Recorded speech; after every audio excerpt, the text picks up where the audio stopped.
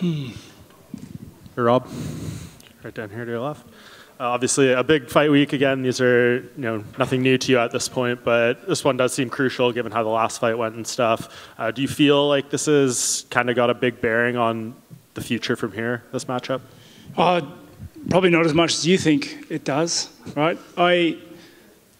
Every fight to me is do or die. So that's the only reason why losing sucks so much, right? So, but we looked at a lot of things in the last prep, in the last fight, and the way I felt in the fight, some mentality surrounding it, and we made adjustments. And they're going to pay dividends on Saturday.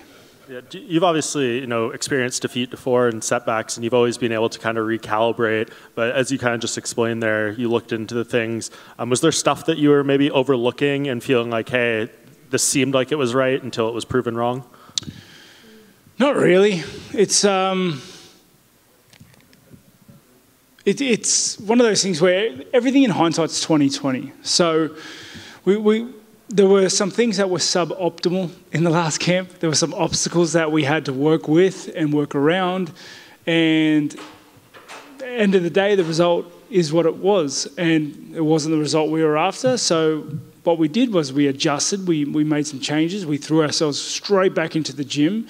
And here I am, fight week once again. Yeah, and Paulo's here as well. We saw him a couple hours ago at this point. Like, is it a little bit of a sigh of relief knowing that he made it in town and it seems like everything is good? I was never worried, to be honest. But he's here, I'm here, we're fighting. Yeah, and how do you think this plays out? I mean, you've obviously had multiple opportunities to think about it. I don't know if the game plan or the approach has evolved over time, but as you go in here, like, what do you kind of make of him and assess this matchup? He's a great fighter. He's been in the conversation of the top 10 forever. Like, he's a good fighter. He's a power puncher. He pushes forward. He likes controlling and dictating the fight through that way. But I don't think he's encountered anyone like me. I don't think anyone has until they come up against me. And, mate, I've done everything I've ticked every box, I've crossed every T, I've dotted every I in the last few months leading up to this fight. So I'm going into this fight just cocked and ready. Yeah, and obviously it's got a lot of stakes too. I mean, I think a middleweight fight has headlined every card so far this year, and now you guys are the co-main event, a lot of important results and stuff. Where do you think this factors into, I guess, the overall hierarchy of the middleweight division? The middleweight division's moving. It's moving a lot. There's a lot of fluidity in it, and it's rife with opportunity. Winning opens doors, more so now than ever. Do you have any theories of why in these past few fights no one's been able to defend that belt? It's been 4 new champions in the past 4 middleweight title fights. Mate, fighting's hard. And I think, it depends who shows up on the night. Honestly, it was like that with the Sean and Drickus. It was like that with Sean and Izzy. It just is what it is. Who would be a more important rematch to get back for you at this point, Drickus or Izzy, do you think? Drickus is a sore spot for me because I didn't turn up. I didn't perform.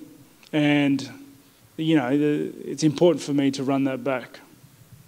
Do you think it's a good idea for him to make a quick turnaround for UFC 300 like they seemingly want to do with him and maybe Izzy or Hamzat? He can do whatever he wants.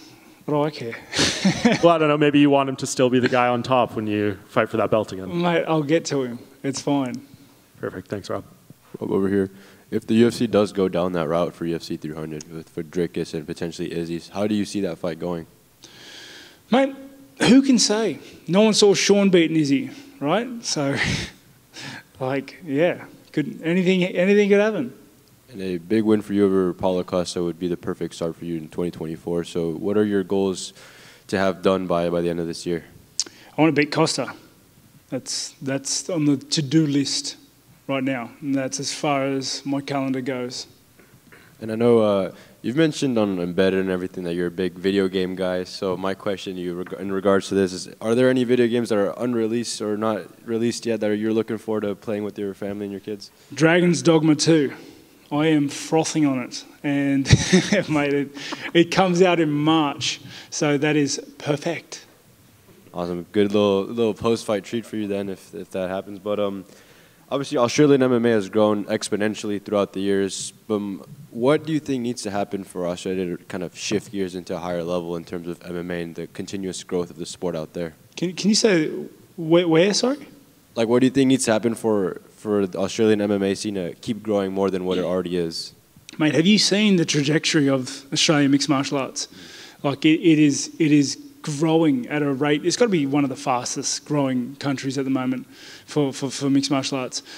I think it's going, you know what I mean? I don't think there's anything that needs to be done because, like, at home, it seems like an MMA gym is popping up on every corner just about, and we're having more and more MMA New Zealand athletes come out of the area. So, mate, whatever we're doing, keep doing it. And fellow Australian Volkanovski's headlining this card, so how do you see his fight going?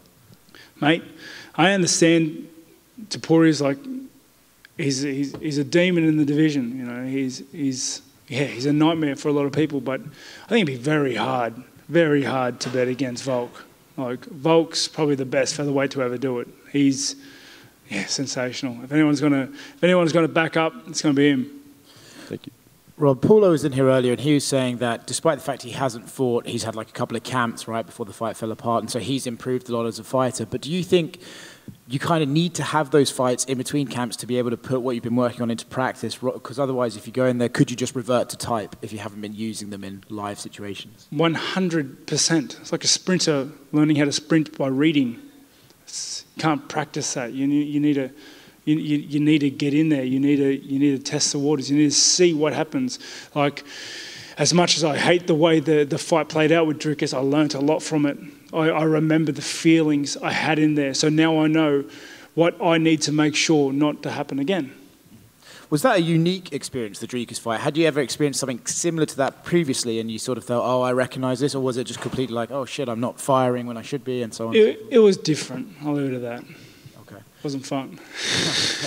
You've mentioned a couple of times in the build-up to this that you're trying to bring the beast back and you're going in there to hurt Paulo, not just beat him. How does that look in training? What exactly do you need to do practically to bring the beast out and be more aggressive? I'll also address, I think people are misunderstanding, it's not personal. There's nothing personal. Like, we're in the fight game. Like, I'm trying to hurt him as a means to victory. And, you know, respectfully, I'm sure he's trying to do the same thing. It's just one of those things where I don't want to just win. You know, I want to finish him. I want to get in there and I want to finish him. I want to put all the work that I've spent months doing and grinding it and bleeding and sweating for to action. And I think that is how I will get satisfaction.